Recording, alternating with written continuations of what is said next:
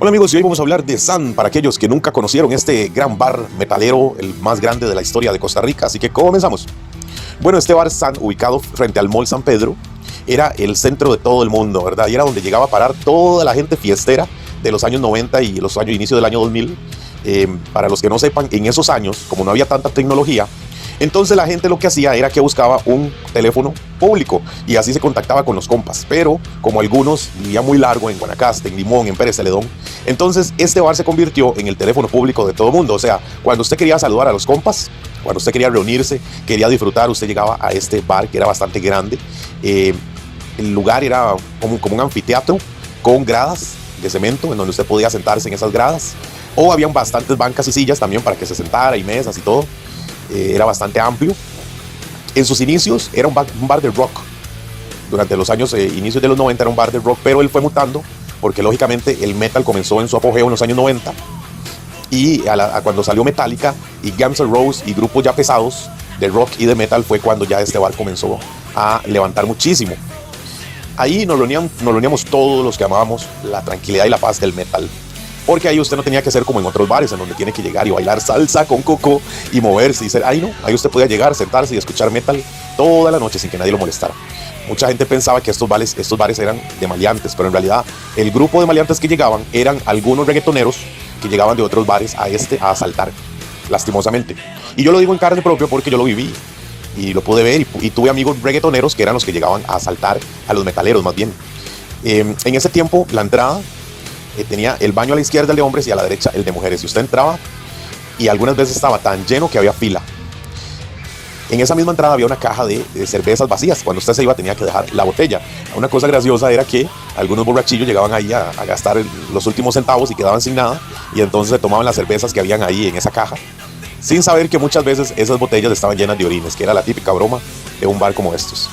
Había una fórmula para los que no andaban plata que era quedarse afuera, en la puerta, y tomaban algo que se llamaba sangre de María, que era guaro de 90 grados. Alcohol de 90 grados mezclado con guaro y con sirope. Usted sabe tomar esa vara. Definitivamente estábamos muy jóvenes y muy locos. Eso era muy popular para los que ya se quedaban sin plata o que querían ir calentando en las afueras de San. A este bar llegaban varios grupos. Llegaban los metaleros, los rockeros, los punk, los emo, que en ese tiempo era un grupo grande también, y los underground, que eran personas normales, que no iban con ningún grupo de estos, simplemente llegaban a disfrutar. Ahí venían mezclados también los que asaltaban y todo.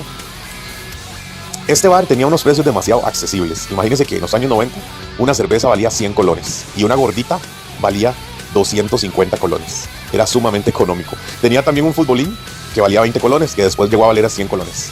Era de todas las noches esos pleitos en el futbolín para ver quién ganaba. Ya habían grupos, ya habían bandas de todo, ¿verdad? Con los mejores jugadores. Pero también tuvo muchos pleitos y problemas este futbolín. Creó bastantes discusiones y agarramientos y golpes en las afueras de este bar.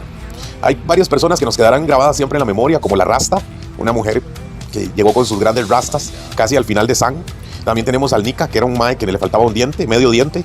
Y tenemos también al Patí ahí, el hombre señor blanco, todavía anda por ahí vendiendo patí más de 30 años después. Y al negro del patí también, habían dos vendedores de patí. Y tenemos también a el gordo, que vendía cocaína en las afueras de San. El gordo murió de un paro cardíaco. Y así un montón de amigos y compas que llegamos a conocer ahí. Ahí se crearon varios artistas y de ahí salieron varios artistas. Uno de ellos, nuestro gran amigo Axel Metal, que es el primer imitador de Costa Rica. Él fue el primer imitador de Costa Rica de algún cantante. Él comenzó en los años 90 a imitar a Guns N' Roses.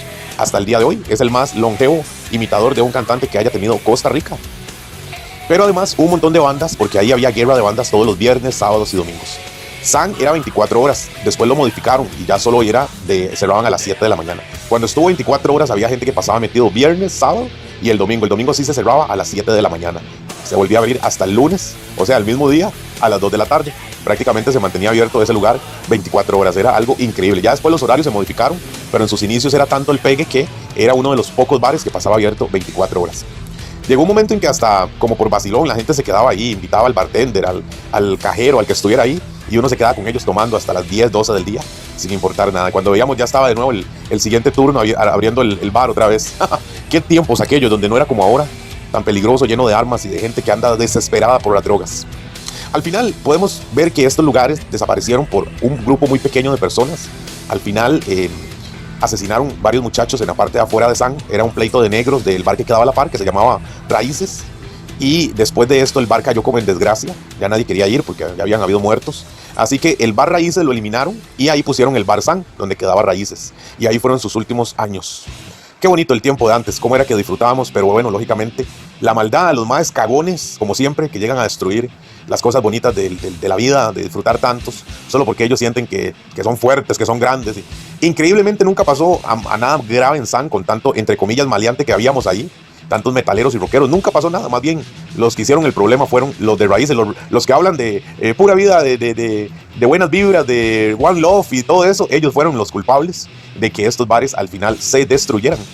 Raíces ahora queda como a 200 metros, el dueño de Raíces es Pedro, muy buena persona, excelente señor.